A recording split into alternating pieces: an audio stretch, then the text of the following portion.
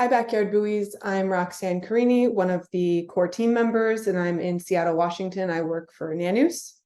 And I'm going to show you how to get the Backyard Buoys prototype app on your phone, and then a little bit of how to use it. And we're doing this because the smartphone app is in development, but it's going to be a little while before it's in the App Store. So we want to make sure that as soon as your permits come in and you get buoys in the water, you can have data on your phone. So we're going to do this in the interim, okay? To get the app on your phone, you can either use your phone to take a picture of this QR code and it will open in your web browser, the web page, or you can open a web browser on your phone. If you're on an iPhone, use Safari, and then type in this web address. This web address is the same address that this QR code will take you to. And what I do here in the demo might look a little bit different if you're on an Android phone, but you should be able to find similar functions. So I'm going to play this video and kind of talk you through it. You'll want to open your browser. I'm going to use Safari. And then in the search bar, I'm going to type in the name of the web address here.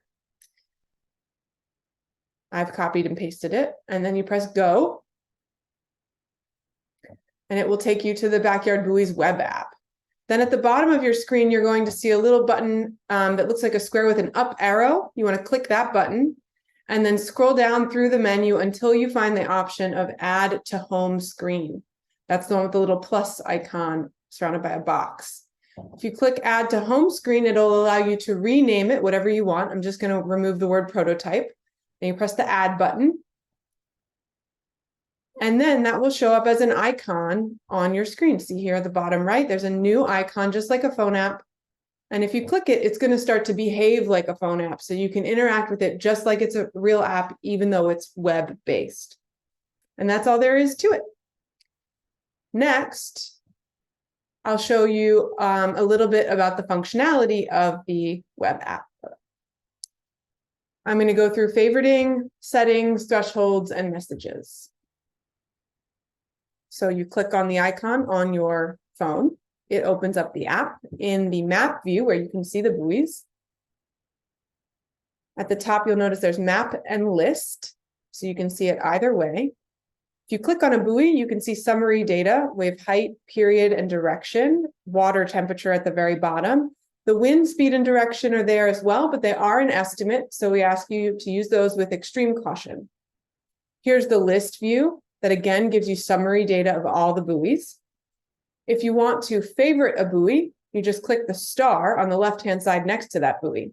And then in your settings, which are at the bottom, the third icon over on the bottom, the very top here, you can either show all platforms or just your favorites. If you click favorites and then go back to buoys, which is the icon on the bottom left, you'll return to your screen and now you only see the 2 buoys that you favorited. So if you only want that list to show your buoys, you can use the favoriting option. If we click on one of those buoys, like the North Pacific, we get a more detailed view, and any of those lines there can be expanded into a time series plot. Right now, you're seeing the last 24 hours of data for wave height and wave period. If we go to the settings, you can choose, instead of one day, you can choose a whole week. And if you want to change any of these other settings, you can, like the lat long format or the y-axis setting to local. And what that will do is just expand the plot so that you can see more detail of what's going on. So it kind of zooms in on the data range.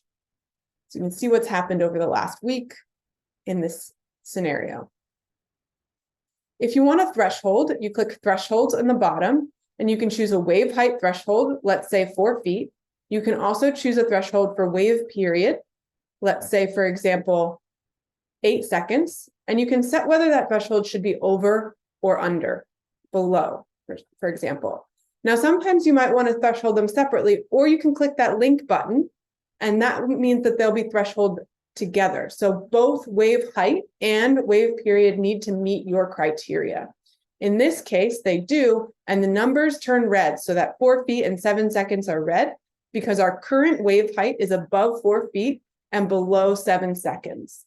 Lastly, there's a messaging tool at the bottom. where you can click the add message button and type your own message in. Maybe the conditions are dangerous for you and you're headed in. You can share what size boat you're in so other people know whether or not it would be safe for them that day.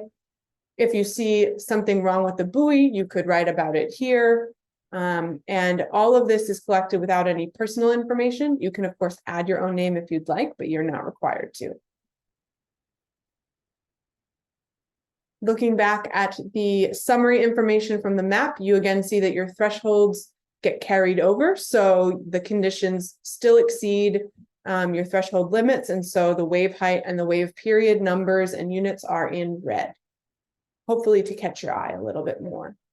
Lastly, I'll point out what's helpful here that I think about is how long ago the data was collected. Each buoy may be set to transmit data at a different frequency. Our app is pinging every single minute so that as soon as there's new data available for your buoys, you are seeing it in the phone. And we tell you when it was collected, how long ago that was, and what the location of the buoy is. I hope this was helpful, and we're always available for questions. Thanks.